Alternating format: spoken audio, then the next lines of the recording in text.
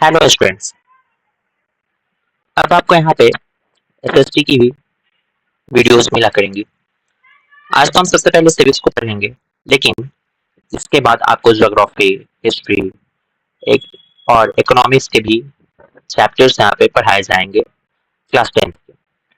तो सबसे पहला चैप्टर सिविक्स में, पॉलिटिकल साइंस में है पावर शेयरिंग। हम आगे जो बुक में दिया हुआ है वो तो पढ़ेंगे, लेकिन सबसे पहले हमें ये जानना है कि पावर शेयरिंग होता क्या है। तो असल में पावर शेयरिंग, मैं आपको एक एग्जांपल से बताता हूँ। आपका स्कूल है, आपके स्कूल में सबसे ऊपर है आपके प्रिंसिपल, वो सबसे टॉप मोस्ट पोस्ट पे है, लेकिन वो हर क्लास में जाके तो हर बार हर चीज नहीं देख सकते हर बच्चे को। तो उनके नीचे क्लास टीचर्स होते हैं। क्लास टीचर्स जो होते हैं वो पूरे क्लास के बच्चों पे नजर रखते हैं। उन क्लास टीचर्स के नीचे मॉनिटर्स बनाए जाते हैं जो कि क्लास टीचर्स की हेल्प किया करते हैं। प्रिंसिपल भी हर सब्जेक्ट को पढ़ा सकते हैं, लेकिन वो प्रैक्टिकल नहीं है। तो इसके लिए इंग्लिश के टीचर्स, हिंदी के टीचर्स, मैथ्स के टीचर्स, एसएसटी के टीचर्स, बहुत सारे टीचर्स आपको पढ़ाते हैं। तो ये हुआ पावर डिस्ट्रीब्यूशन और पावर शेयरिंग का एक छोटा सा एग्जांपल। अब हम चलते हैं जो बुक में दिया हुआ है वहां से हम शुरू करते हैं। What is power sharing? Mainly हम पढ़ेंगे सरकार के बारे में, गवर्नमेंट के बारे में। जो पावर से टॉप मोस्ट लेवल पे होती है उसको हम गवर्नमेंट के अलग अलग अंगों तक जब उसको बांटते हैं उसको हम पावर शेयरिंग कहते हैं। अलग अलग लेवल पे भी बांटा जाता है और अलग अलग सोशल ग्रुप्स में भी बांटा जाता है। अब वो अलग अलग ऑर्गन्स क्या हैं, अलग अलग लेवल क्या है, ये हम बाद में पढ़ेंगे। कोर प्रिंसिपल जो होता है पावर शेयरिंग का वो ये है कि डेमोक्रेसी में पावर सिर्फ एक जगह नहीं होनी चाहिए, वो बटा होना चाहिए। डेमोक्रेसी का मतलब ही यही होता है, सबको साथ लेकर चलना। गोल जो है वह यह है कि बचाव करना पावर को एक जगह होने से, और इससे ये होता है कि विवाद, कॉन्फ्लिक्ट कम होते हैं, विभिन्नता आती है, डाइवर्सिटी होती है, जिससे लोगों को बहुत सारे आइडियाज भी गवर्नमेंट को मिलते हैं और लोग उसमें अपने विचारों को शेयर कर सकते हैं। अब हम आते हैं पहले केस स्टडी पे, जिसमें हम पढ़ेंगे जो एनसीईआरटी में भी दिया हुआ है, बेल्जियम के बारे में। बेल्जियम जो है वो एक छोटा सा देश है यूरोप में, अपने यहाँ के हरियाणा से भी छोटा है वो एरिया में। वहां की जनसंख्या लगभग 1 करोड़ के आसपास है। अब वहां पे एक एथनिक कॉम्पोजिशन है जो कि हम आगे पढ़ेंगे, लेकिन हमें पहले यह जानना है कि एथनिक क्या होता है। एथनिक हम कंपोजिशन उसको बोल सकते हैं जैसे कि आप सभी में एक कॉमन फैक्टर हो, चाहे वो फिजिकल हो, मेंटल हो या अलग तरह का जो भी चीज हो जो किसी एक समूह को एक साथ लाता हो। जैसे कि आप सभी क्लास 10th के स्टूडेंट्स हैं, वो क्लास 10th के स्टूडेंट्स सिर्फ आप लोग हैं और आप क्लास 10th में ही रहते हैं। आपके साथ जितना बैच है वो सभी क्लास 10th में। आप में कॉमन फैक्टर ये हुआ कि आप क्लास 10th के स्टूडेंट हैं, लेकिन 9th के अलग हैं। आप 9th के स्टूडेंट्स के साथ बैठ के पढ़ नहीं सकते हैं क्योंकि वो अलग हैं, आप अलग हैं। तो इसलिए हम कहते हैं कि यह क्लास 10th के स्टूडेंट्स और क्लास 9th के स्टूडेंट्स अलग अलग हैं, और एक कॉमन फैक्टर क्लास 10th में है कि आप सभी क्लास 10th में हैं और 9th वाले 9th में हैं। वैसे ही बेल्जियम में 59% लोग फ्लेमिश रीजन में रहते हैं जो कि डच बोलते हैं। वो फ्लेमिश रीजन आप यहाँ पे देख सकते हैं, ये वाला जो व्हाइट पोर्शन वाला एरिया है ये फ्लेमिश रीजन है, जहाँ पे बेल्जियम के 59% लोग यानी कि 59% लोग रहते हैं और वो डच बोलते हैं, डच भाषा को बोलते हैं। 40% लोग वालोनिया में रहते हैं, जो कि आप इसको देख सकते हैं, ये जो पिंक एरिया है ये वालोनिया रीजन है, जहाँ के लोग फ्रेंच बोलते हैं।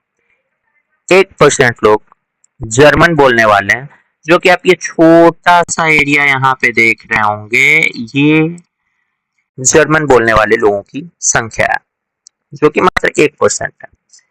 लेकिन ये जो आप छोटा सा लाइट पिंक देख रहे हैं एरिया, ये बेल्जियम का कैपिटल है, राजधानी है ब्रुसेल्स।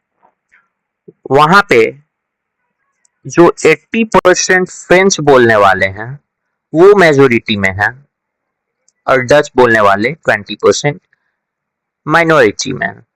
लेकिन पूरी कंट्री में अगर देखा जाए तो जो डच बोलने वाले हैं वो मेजोरिटी में है और फ्रेंच बोलने वाले माइनॉरिटी में है। अब हम आगे देखेंगे कि वहां पे प्रॉब्लम क्या इस वजह से आई थी। वहां पे सबसे बड़ा प्रॉब्लम ये हुआ कि जो फ्रेंच बोलने वाले माइनॉरिटी पीपल थे वो रिच थे, अमीर थे और पावरफुल थे, शक्तिशाली थे, ताकतवर थे। किससे? डच बोलने वालों से। वो माइनॉरिटी में थे लेकिन वो रिच थे और पावरफुल भी थे।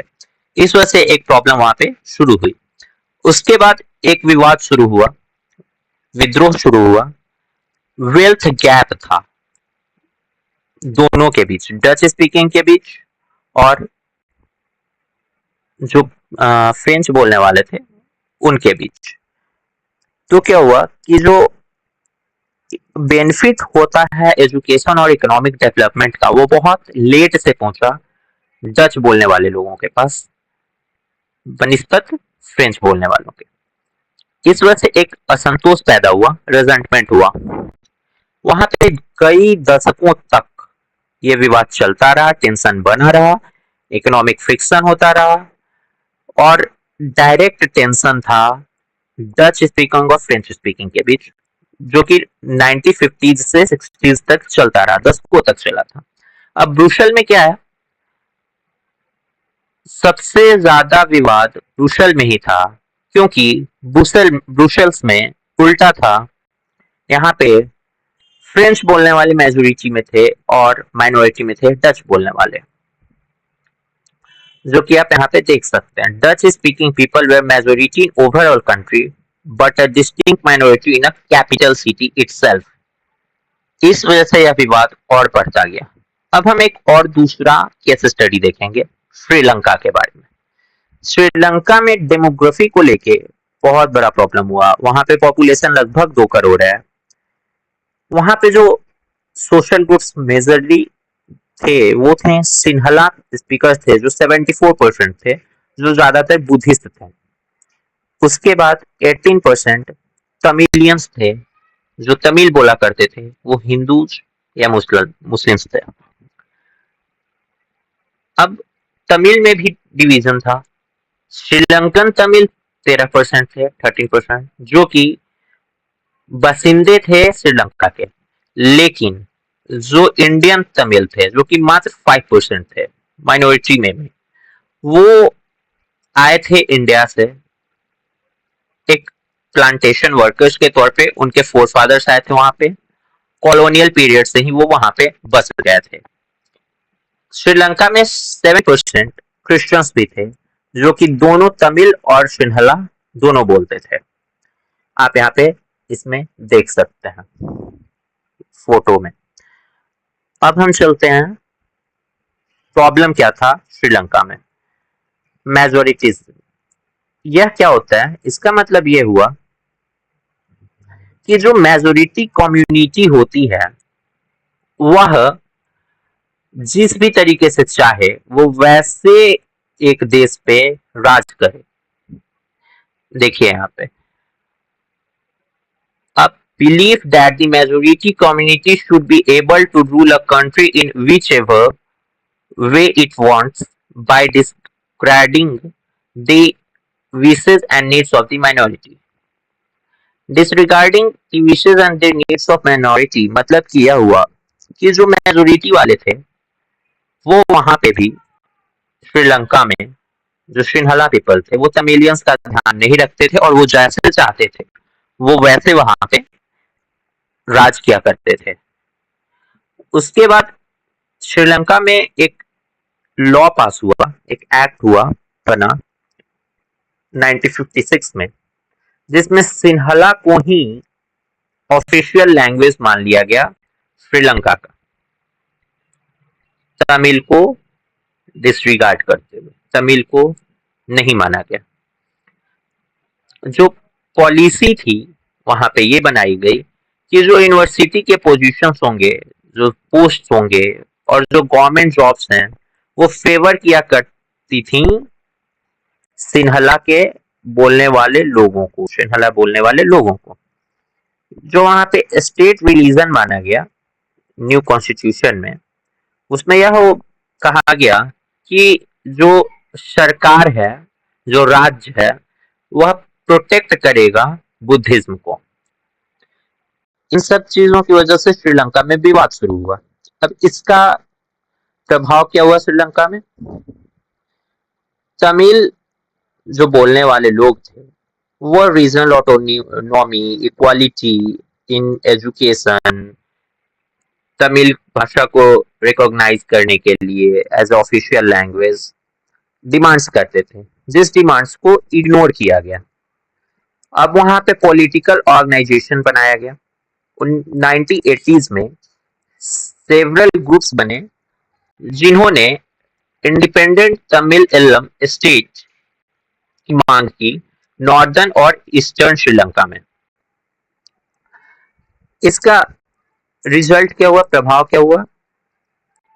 बहुत ही खतरनाक सिविल वॉर शुरू हो गया श्रीलंका में। कई हजार पीपल वहां पे मार दिए गए, कई हजार लोग मारे गए वहां पे। ये उस देश के लिए, श्रीलंका के लिए एक सेटबैक हुआ, socially, culturally and economically. Sri Lanka बहुत पीछे गया। यह सब जाके 2009 में खत्म हुआ, यानी ये कई दशकों तक चला। अब हम देखते हैं कि बेल्जियम में जो हम पढ़े थे कि फ्रेंच बोलने वाली माइनॉरिटी कम्युनिटी जो है वह वहां पे प्रभाव रखती थी और डच वालों को दबाया जाता था। तो इसका सॉल्यूशन क्या निकला बेल्जियम में? तो बेल्जियम में 1970 से 1993 के बीच कई अमेंडमेंट हुए कॉन्स्टिट्यूशन में, 4 बार लगभग ये किए गए हैं। आप यहाँ देख सकते हैं 4 टाइम्स, जिसमें यह बनाया गया कि सभी एक साथ मिलजुल कर रहें और जो की एलिमेंट्स थे बेल्जियन मॉडल के वह यहाँ पे ऐसे हैं, देखिए नीचे आपको बताया जा रहा है। इक्वल मिनिस्टर्स, जो डच थे और जो फ्रेंच स्पीकिंग थे उनके इक्वल नंबर ऑफ मिनिस्टर्स होंगे सेंट्रल गवर्नमेंट में। यहाँ आप देखिए सेंट्रल गवर्नमेंट में। अब हम आएंगे स्टेट पावर में। यहाँ देखिए आप पावर अब बढ़ रहा है। पहले से फ्रेंच के बीच में था, पावर शेयरिंग यहाँ से हुआ, फ्रेंच के बीच में था, अब वो फ्रेंच से डच के पास भी शिफ्ट किया जा रहा है, इक्वल नंबर ऑफ मिनिस्टर्स। अब स्टेट में आइए, राज्यों में बहुत सारी पावर जो सेंट्रल गवर्नमेंट को थी वह अब स्टेट गवर्नमेंट को भी दी जाने लगी और स्टेट गवर्नमेंट सबऑर्डिनेट बॉडी नहीं रह गई सेंटर की। अब हम देखेंगे सेपरेट कैपिटल गवर्नमेंट। ब्रुसेल में जो प्रॉब्लम थी कि फ्रेंच वाले वहां पे तो ज्यादा थे लेकिन फ्रेंच बोलने वाले लोग पूरे कंट्री में कम थे, तो इस वजह से ब्रुसेल में और प्रॉब्लम होती थी। तो ब्रुसेल में एक सेपरेट गवर्नमेंट बनाया गया जो दोनों कम्युनिटी को इक्वल रिप्रेजेंटेशन देता था। उसके बाद कम्युनिटी गवर्नमेंट, जिसमें लोग चुनते थे गवर्नमेंट को, elected by people belonging to one language community, Dutch, French and German. It has power regarding cultural, educational and language related issue, जो cultural, educational, language related issues होते थे, उनके लिए एक कम्युनिटी गवर्नमेंट बनाया गया, जिन्हें लोग चुनते थे एक लैंग्वेज कम्युनिटी के, डच, फ्रेंच और जर्मन के। तो ऐसे करके जो श्रीलंका बेल्जियम में विवाद था उसे सुलझाया गया। अब आते हैं कि पावर शेयरिंग क्यों जरूरी है। बहुत ही इंपॉर्टेंट है। आपको सीबीएसई में इसमें से आ भी चुका है क्वेश्चन। आपको अगले वीडियो में सीबीएसई के प्रीवियस ईयर क्वेश्चंस भी कराए जाएंगे, जो कि एनसीईआरटी बुक्स में से हैं। आपको जो श्रीलंकन और बेल्जियम केस स्टडी है वो भी अच्छे से ध्यान से पढ़नी होगी, और उसमें से भी सीबीएसई में बहुत इंपॉर्टेंट क्वेश्चंस आते हैं। अब आप देखिए पावर शेयरिंग क्यों जरूरी है। Why is power sharing desirable? Reduces the possibility of conflict between social group. जो सोशल ग्रुप्स के बीच लड़ाई झगड़े होते हैं उन्हें कम करता है पावर शेयरिंग। उसके बाद power sharing is very spirit of democracy. Democracy का सबसे इंपॉर्टेंट स्पिरिट पावर शेयरिंग, बहुत जरूरी है डेमोक्रेसी में power sharing. Stability of political order, political order में स्टेबिलिटी प्रदान करता है। Democratic rule involves sharing power with those affected by it's exercise. Prevents violence and political instability, violence और political instability जो है उसको बचाता भी है। People have a right to be consulted on how they are to be governed. लोगों को भी यह अधिकार होता है कि वो सरकार को यह निर्देश दे सके, सुझाव दे सके, कंसल्ट कर सके कि आप उनके ऊपर कैसे गवर्न करेंगे।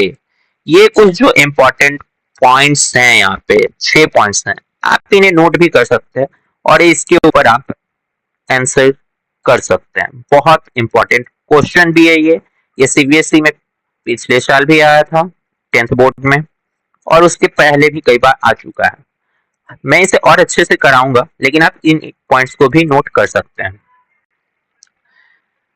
जैसे कि अब आप एग्जांपल देखिए पावर शेयरिंग का। Reserve seats for minorities, decentralization of power to local citizens, ये कुछ इंपॉर्टेंट पावर शेयरिंग के एग्जांपल्स हैं। अब हम आगे बढ़ते हैं। पावर शेयरिंग के कितने फॉर्म्स होते हैं ये हम देखेंगे। एक तो होता है हॉरिजॉन्टल डिस्ट्रीब्यूशन। अब हम ये जानेंगे कि हॉरिजॉन्टल डिस्ट्रीब्यूशन क्या होता है। What is horizontal distribution? Power shared among different organs of government placed at same level.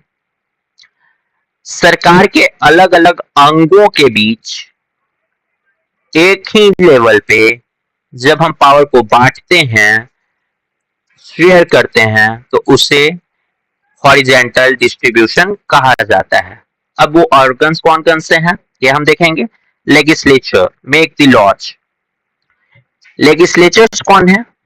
वो जिन्हें हम चुन के भेजते हैं, जैसे कि एमपीज, मेंबर ऑफ पार्लियामेंट, सांसद जिन्हें कहा जाता है, एमएलएज, विधानसभा में विधायकों को जो हम चुनकर भेजते हैं, और जो आपके लिए कानून बनाते हैं उन्हें क्या कहते हैं हम? लेजिस्लेचर। वो भी सरकार का एक अंग होता है। अब हम देखेंगे एग्जीक्यूटिव क्या होता है। ये भी सरकार का एक अंग है। एग्जीक्यूटिव हो गया जो कि लॉ बनाया गया उसका इम्प्लीमेंटेशन करते हैं। वो कौन लोग हो गए? ऑफिसर्स हो गए।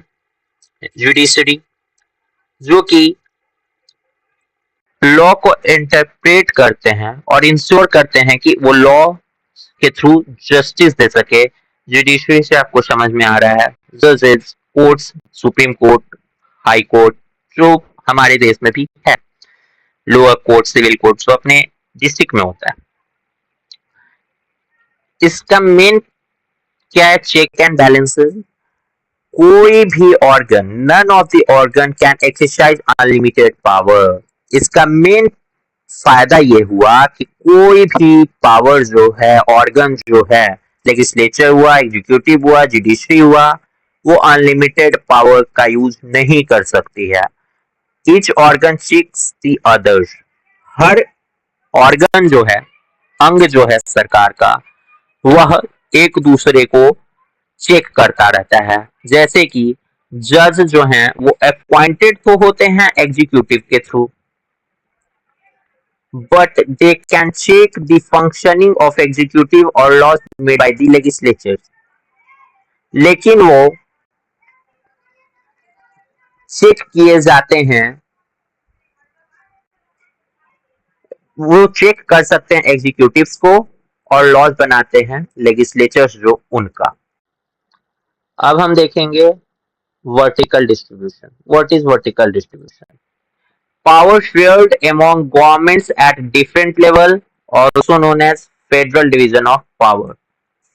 अब सरकार के अलग अलग स्तर पे जो पावर बटा होता है, जो पावर शेयर किया जाता है, उससे हम बोलेंगे वर्टिकल डिस्ट्रीब्यूशन। लेवल कौन कौन से हैं? यूनियन, सेंट्रल गवर्नमेंट, ये कहाँ पे होता है? जो पूरी के पूरे देश को चलाता है। जैसे कि अपने यहाँ सेंट्रल गवर्नमेंट होती है, जैसे कि पीएम हुए Modi ji. State, provincial government for the regional administration, ये होते हैं राज्यों में, जैसे कि बिहार में, यूपी में, झारखंड में, कर्नाटका में, महाराष्ट्र में, जो वहाँ की राज्य सरकारें हैं। जैसे कि यूपी में योगी आदित्यनाथ सीएम हैं, महाराष्ट्र में देवेंद्र फडणवीस सीएम हैं, झारखंड में हेमंत सोरेन सीएम हैं, कर्नाटका में डीके शिव कुमार सीएम हैं। ये लोग अलग अलग पार्टीज से होते हैं और ये स्टेट में अपनी सरकार बनाते हैं और जीत कर आते हैं और वहां के चीफ मिनिस्टर्स बनते हैं। इनको भी पावर दिया जाता है। उसके बाद हुआ local government, municipality and panchayat. Municipal corporation हुए, पंचायत हुए, जो लोकल गवर्नमेंट कहलाते हैं। जैसे कि दिल्ली में आप देखेंगे डीएमसी है, मुंबई में आप देखेंगे बीएमसी है, कोलकाता में कोलकाता म्युनिसिपल कॉर्पोरेशन है। हर स्टेट में, हर जिले में, हर लेवल पे, सिटीज में म्युनिसिपल कॉर्पोरेशंस होते हैं और गांव के स्तर पे, विलेजेस में पंचायत होते हैं। इन सभी लेवल पे जब डिस्ट्रीब्यूशन होता है पावर का, उससे हम कहते हैं वर्टिकल डिस्ट्रीब्यूशन। अब इसमें क्या है? Constitutional guarantee. The Constitution clearly lays down the powers of different level of government to avoid clashes। Constitution में भी यह दिया हुआ है जिस वजह से विवाद ना हो सरकारों के बीच, जिनमें पावर बटा हुआ हो। अब हम ये देखेंगे कि power sharing among social groups and political parties. Social groups वो क्या होते हैं भाई? तो सोशल ग्रुप्स हो गए power shared among religious and linguistic group. ये जो ग्रुप्स होते हैं, ये आप पहले भी पढ़ चुके हैं 9th में भी, कि सोशल ग्रुप्स वो हुए जो सरकार के अंग तो नहीं होते, सरकार तो नहीं बनाती है, पॉलिटिकल पार्टियां ये नहीं होती हैं, लेकिन ये सामाजिक समूह हुए जो कि सरकार पे दबाव बनाती है, जो कि अपने हिसाब से काम करवाए अपने फेवर में। जैसे कि कम्युनिटी गवर्नमेंट इन बेल्जियम जो बना था, रिजर्व्ड कॉन्स्टिट्यूएंसी होती है इंडिया में, जैसे कि एससी एसटी के लिए है और वुमेन के लिए।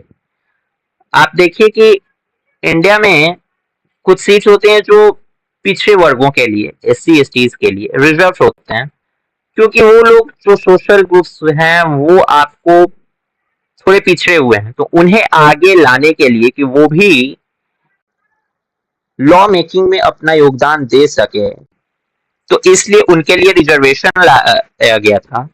और उनकी कॉन्स्टिट्यूएंसी रिजर्व होती हैं, हर स्टेट में एमपीज और एमएलएज की सीट जो होती हैं कुछ वो रिजर्व होती हैं। तो इस में ये सोशल ग्रुप्स के बीच पावर शेयरिंग किया गया। अभी आप देखेंगे कि कुछ स्टेट्स में म्युनिसिपैलिटी स्तर पे और पंचायत स्तर पे महिलाओं के लिए भी रिजर्वेशन लाया गया, सीट्स रिजर्व होती हैं, जहां पे ये भी एक सोशल ग्रुप में पावर के बंटने का एग्जाम्पल है। अब देखते हैं पॉलिटिकल पार्टीज, कोalition गवर्नमेंट और प्रेशर ग्रुप। पॉलिटिकल पार्टीज कौन सी हैं? जहां पे एक विचारधारा के लोग एक साथ मिलकर एक ग्रुप बनाते हैं और वह चुनाव लड़ते हैं, उसको हम पॉलिटिकल पार्टीज कहते हैं। अब हम देखते हैं कोalition गवर्नमेंट क्या है। कोalition गवर्नमेंट जहां पे एक और एक से ज्यादा पार्टियां मिलके एक अलायंस, एक समूह बनाती हैं, एक गठबंधन करती हैं चुनाव लड़ने के लिए और गवर्नमेंट बनाने के लिए। इनके बीच भी पावर शेयरिंग होता है, डायरेक्टली होता है, इन लोगों के बीच भी पावर बटे हुए होते हैं। अब प्रेशर ग्रुप्स क्या हैं? जैसे कि groups of traders, businessman, farmers influence decision making through the committees and protest without directly seeking political power. Mainly ये वो लोग हो गए जैसे कि आपको ट्रेडर्स हो गए, बिजनेसमैन हो गए जो बिजनेस करते हैं, फार्मर्स जो हो गए जो कि आपको किसान हो गए हमारे यहाँ के। यह लोग इन्फ्लुएंस करते हैं जो भी डिसीजन बनता है सरकार के स्तर पे, वो कमेटी के थ्रू अपनी बात पहुंचा के, और अगर बात ना सुनी जाए तो आंदोलन करके यह पॉलिटिकल पावर में अपना एक महत्व रखते हैं। यह हो गई आपको पूरे की पूरी पॉलिटिकल स्तर पे, राजनीतिक स्तर पे, गवर्नमेंट के स्तर पे पावर शेयरिंग क्या होता है। अब हम आपको नेक्स्ट क्लास में करेंगे पावर शेयरिंग के कुछ क्वेश्चन जो कि CBSE में आए हुए।